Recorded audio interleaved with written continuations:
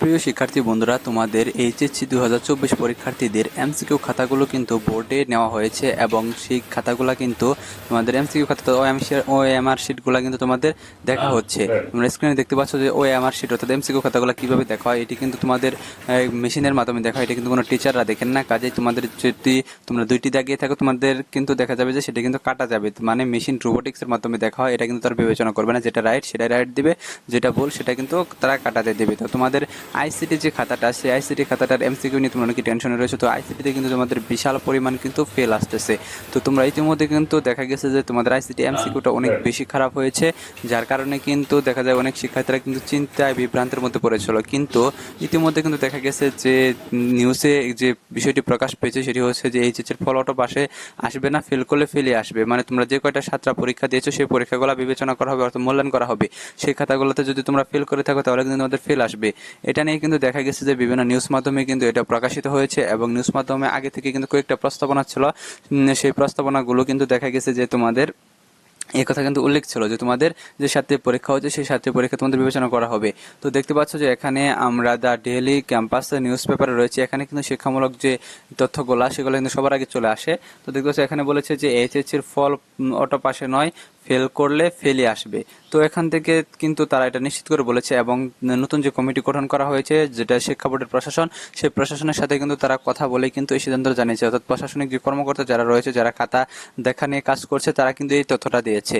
এর আগে আমরা আরও নিউজ পেপার দেখিনি, আমরা প্রথম আলোতে দেখেছি যে এইচএসসির ফল করোনাকালের পরীক্ষার অভিজ্ঞতা, অর্থাৎ করোনাকালে যে তোমাদের এইচএসসির ফলটা প্রকাশ করা হয়েছিল সেটি কিন্তু তোমাদের দেওয়া হয়েছিল যে তোমাদের যেসব পরীক্ষার্থীরা 2020 সালে যেটা দেওয়া হয়েছিল সকলকে অটো পাস দেওয়া হয়েছিল, তারপরে যে 2-3টা পরীক্ষা দিতে পেরেছিল তোমরা সেটার মূল্যায়ন করা হয়েছিল এবং যেসব পরীক্ষা স্থগিত বা দিতে পারো না সেই পরীক্ষাগুলো কিন্তু তোমাদের সাবজেক্ট ম্যাপিং করা হয়েছিল, এইভাবে কিন্তু দেওয়া হয়েছিল। তো এবারও তোমাদের করোনাকালের অভিজ্ঞতায় কিন্তু এইভাবেই দেওয়া হবে, যেহেতু তোমরা পরীক্ষা দিতে পেরেছ।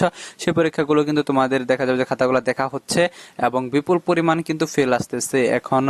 তারপরে তোমাদের যেসব পরীক্ষা সাবজেক্ট ম্যাপিং হবে সেগুলো তো তোমরা পাস করবাই।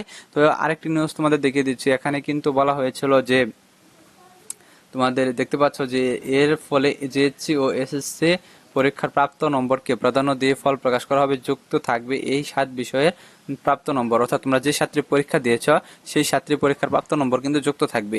এখানে কিন্তু আরেকটি কথা বলা আছে যে বুধবার 9টি শিক্ষা বোর্ড ও কারিগরি ও মাদ্রাসা বোর্ডের পরীক্ষা নিয়ন্ত্রকরা একটি বৈঠকে করেছেন।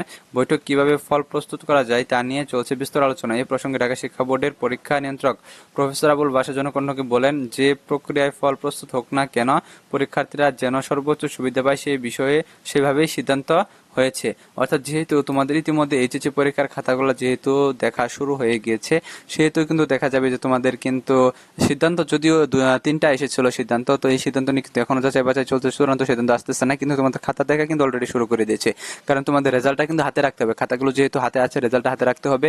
এবং আমরা দেখেছি যে তারা কিন্তু খাতাগুলো অলরেডি দেখা শুরু করেছে ওএমআর মেশিনের মাধ্যমে। তো তোমাদের যে এইচএসসি পরীক্ষার্থীরা তোমরা যারা রয়েছ, তাদের যে আইসিটি পরীক্ষায় তোমরা কিন্তু আমাদের পূর্বের ভিডিওগুলোতেও অনেক করমেন্ট করেছিলা যে তোমাদের কিন্তু আইসিটি পরীক্ষা অনেক খারাপ হয়েছে, তোমরা ফেল করবা না পাস করবা। অনেকেই এখনো পর্যন্ত তোমরা সঠিক তথ্য জানো না যে তোমাদের পাস কত করলে পাস হবে বা কত পেলে পাস হবে।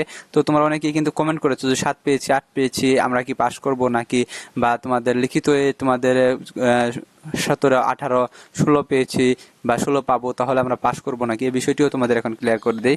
তো তোমাদের লিখিতই কিন্তু দেখা যাবে যে 50 নম্বরে যেহেতু তোমাদের পরীক্ষা লিখিত, তো লিখিততে তোমাদের 17 নাম্বার পেতে হবে মাস্ট। 17 তোমাদের 5 নাম্বার লিখিত অংশে, অর্থাৎ সিকিউ অংশে। এবং তোমাদের যে এমসিকিউ অংশ রয়েছে, এমসিকিউ কিন্তু তোমাদের এমসিকিউ থাকে 25টা। এই এমসিকিউ 25টার মধ্যে তোমাদের অবশ্যই 8টি এমসিকিউ হতে হবে। আর যদি তোমাদের 7টি হয় তাহলে কিন্তু তোমাদের রেজাল্ট কিন্তু ফেল আসবে। কারণ দেখা গেছে যে আমাদের পূর্বের ভিডিওগুলোতে আমরা কমেন্টে দেখেছি বেশিরভাগ বিশাল অঙ্কের একটা শিক্ষার্থীরা কিন্তু বলেছে যে তাদের এমসিকিউ কয়টা হয়েছে, এমসিকিউ 6টা হয়েছে, 5টা হয়েছে, 7টা হয়েছে। কিন্তু না, 5টা 6টা 7টা এভাবে হলে কিন্তু তোমাদের কোনোভাবেই পাস আসবে না, তোমাদের মাস্ট বি কিন্তু 8টা এমসিকিউ হতেই হবে। আর যদি তোমাদের 8টা হয় 9টা হয় তাহলে তো তোমাদের কপাল ভালো যে তোমরা তোমাদের 5 নাম্বারটা চলে আসবে। এখন অনেকেই কিন্তু বলতেছো যে তোমাদের 7টা হয়েছে, 5টা হয়েছে, 6টা হয়েছে। তবে কিন্তু তোমরা এটা কিন্তু 100% শিওর না তোমাদের 7টা হয়েছে নাকি 6টা হয়েছে নাকি 5টা হয়েছে। তোমাদের 8টাও কিন্তু হতে পারে। যারা ভাবতেছো তোমাদের 7টা হয়েছে, আরেকটা তো তোমাদের হতে পারে, সেটা তোমরা জানো না যে তোমাদের আরেকটা হয়েছে, বা তোমরা ভাবছো যে এটা ভুল হয়েছে, এরকমটা হতে পারে। তো তোমরা, তোমাদের এখন কোনো কিছু করার নেই, টেনশন করার কোনো কারণ নেই। তোমরা আল্লাহর কাছে দোয়া করো যাতে তোমাদের সকলের যাতে 5 নাম্বার চলে আসে। আর যেহেতু তোমাদের খাতাগুলা দেখা শুরু হয়ে গেছে, তো এটা দেখা যাবে যে যারা শিক্ষার্থীরা ভেবেছিল যে মেধার ভিত্তিতে মূল্যায়ন করা হোক, তাদের জন্য কিন্তু এটি সুখবর। তো মেধার ভিত্তিতে কিন্তু তোমাদের মূল্যায়নটা করা হচ্ছে ফাইনালি, কারণ তোমাদের যেসব পরীক্ষাগুলো হয়েছে সেসব পরীক্ষাগুলোর খাতা কিন্তু অলরেডি দেখা শুরু করে দিয়েছে তারা। ওএমআর মেশিনের মাধ্যমে এমসিকিউ গুলা দেখা শুরু করে দিয়েছে। এখন বিষয় হচ্ছে যে বেশিরভাগ শিক্ষার্থীরা কিন্তু ফেল করবে, কিন্তু দেখা যাবে যে তোমাদের আইসিটি এবং ইংরেজিতে, এবং আইসিটিতে সকলের পরীক্ষা অনেক খারাপ হয়েছে। কাজে তোমাদের আইসিটিতে ফেল করার সম্ভাবনা কিন্তু অনেক অনেক বেশি, এবং অনেক বেশি ফেল করতেছে আইসিটিতে। অলরেডি কিন্তু দেখা গেছে যে তোমাদের যে সিকিউ অংশ রয়েছে সেই সিকিউ অংশের খাতা কিন্তু মোটামুটি দেখা যায় যে প্রথম যে খাতাগুলো ছিল সেগুলো কিন্তু অনেকটা খাতা দেখা শেষ হয়ে গেছে। সেখানে কিন্তু দেখা গেছে যে শিক্ষার্থীরা যারা 2-1 নম্বরের জন্য ফেল করেছিল তাদেরকে কিন্তু টিচাররা কিন্তু 2-1 নম্বর দিয়ে পাশ করে দেওয়ার একটা অপশন রয়েছে, একটা সুযোগ রয়েছে। তারা কিন্তু পাশ করিয়েও দেয়, কারণ কোনো টিচাররাই চায় না যে একটা স্টুডেন্ট 2-1 নম্বরের জন্য ফেল করে যাক। তো তোমাদের যে এমসিকিউ অংশ রয়েছে সেই এমসিকিউ অংশে কিন্তু দেখা যায় যে এই মানবতাটা তারা দেখাতে পারে না, কারণ এটা মেশিনের মাধ্যমে দেখা হয়। ওএমআর মেশিন কিন্তু দেখা যায় যে কাউকে কিন্তু 1টা নাম্বার বেশি বা 1টা নাম্বার কম দেয় না। তোমরা যা পেয়েছো তোমাদের তাই কিন্তু দেওয়া হয়। কাজেই তোমাদের এমসিকিউ যাদের খারাপ হয়েছে তাদের জন্য এটা দুশ্চিন্তার বিষয়। আর যাদের ভালো হয়েছে তাদের তো ভালোই। আর যারা মেধার ভিত্তিতে মূল্যায়ন চাচ্ছ তাদের ক্ষেত্রে কিন্তু দেখা যাবে যে তাদের এক কথায় তাদের সিদ্ধান্ত, তাদের কথাটা কিন্তু জয় হয়েছে। এখন কিন্তু দেখা গেছে যে তোমাদের মেধার ভিত্তিতে মূল্যায়ন করা হচ্ছে, পাশাপাশি যেসব পরীক্ষাগুলো স্থগিত হয়েছে সেসব পরীক্ষাগুলো কিন্তু নেওয়া হচ্ছে না, এবং সেগুলো সাবজেক্ট ম্যাপিং করা হবে।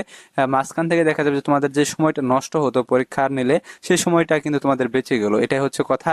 আর তোমরা যারা পরীক্ষা দিয়েছ, তোমাদের যেসব পরীক্ষা দিয়েছো সেসব পরীক্ষা যাদের ভালো হয়েছে, ভালোভাবে পাশ করতে পারবা, তাদের জন্য তো সুখবর। কারণ দেখা গেছে তোমরা পরবর্তী যেসব পরীক্ষা রয়েছে সেসব পরীক্ষা ফেল করতেও পারতো, এরকম মতো হতে পারে।